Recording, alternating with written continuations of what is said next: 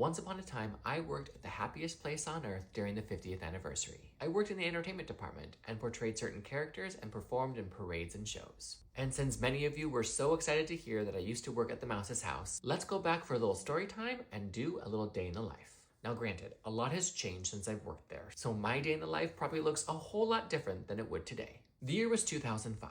I would say during the height of my career, and when entertainment allowed cross-utilization between characters and parades. Some days look like this. My call time was at 6 a.m. to do a meet and greet character breakfast. If you don't know, character dining takes place at the Plaza Inn, Storyteller's Cafe, Goofy's Kitchen, and Paradise Pier. Well, that's at least what we called it back then. Most of my character breakfasts featured my friend Tigger, Geppetto, and Kenai from Brother Bear. Plaza Inn and Storyteller's Cafe was kind of my jam. And I had so much fun because we were able to go out on set and meet and greet with so many families from around the world. We got to sit down at the tables, pretend to eat those delicious Mickey waffles, sign autographs, take pictures, and have full-on conversations without ever speaking a word.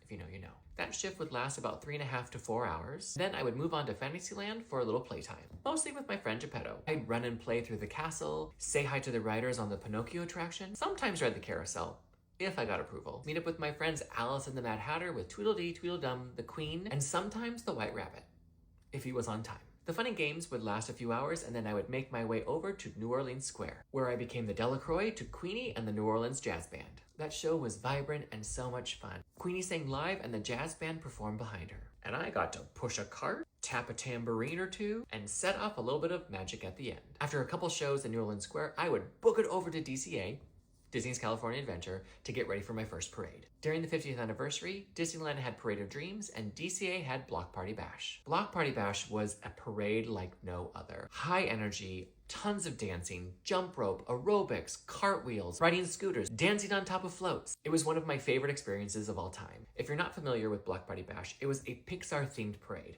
In the front was the Toy Story unit, in the middle was Monsters Incorporated, and in the back where I was A Bug's Life. On most days, we would step off just after 5 p.m. and do a total of 3 show stops. I still have a handful of friends that I keep in contact with today, and I love them all so much. The choreography was absolutely incredible. One of our choreographers, Mark, who I love and adore, had legs for days, was always so kind and joyful and direct anytime we had some choreography or dancing notes post-parade. The costumes were so vibrant and beautiful, and we had our own sets that were specifically fitted to us. After sweating like crazy and completing our 3-stop parade, I'd make my way back to N19 and get ready for Fantasmic. Aside from Block Party Bash, Fantasmic was and is still one of my fondest and best memories of my time at Disney. Granted, they're completely different. One's a parade and one is a nighttime show extravaganza, which looks a lot different today than it used to. May Maleficent and the Dragon rest in peace. If you don't know, most of the performers, if not all of them, have a number of roles that they portray. Specifically for me, I was a bright neon monkey dancing on a moving barge.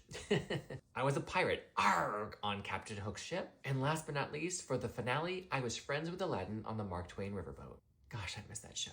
I specifically remember when I got cast. I was in Tomorrowland with my best friend Erica. Got a call from Disney on my tiny Samsung flip phone, and Michael Cernick, the casting director at the time, called to congratulate me, saying that I had been cast in the show. You would have thought that I won the lottery, or that I landed a leading role in a Broadway show. But at the time, it was so special, and to this day, I am forever grateful for that experience. Sometimes I still have dreams that I work there, that I'm like kind of on call or on standby, if you will. Scheduling calls me and says, "Hey Bryan, we have an opening this Friday. You want to come work Fantasmic?" Oh my gosh. Even though I live in San Diego, the hour-plus drive would be totally worth it to just get back out on stage and perform. I would love to bring Brecken and London back to the park, for them to be able to see me in a parade or see me in Fantasmic and be like, "That's Dada." After the show concludes and we finally get off the island and we're back at N19, my shift will be over at midnight. So if you remember from the beginning, 6 a.m. call time, that's an 18-hour day. Those didn't happen every single day, but like I said, that was kind of during the height of my career at Disney, to where I could do both characters and perform in parades and shows, and had the best time of my life and got paid pretty well doing it on those days. So yeah, that was a day in the life of me at Disney back in my 20s. I appreciate you being here, and thank you so much for joining me. Oh boy! Ha ha!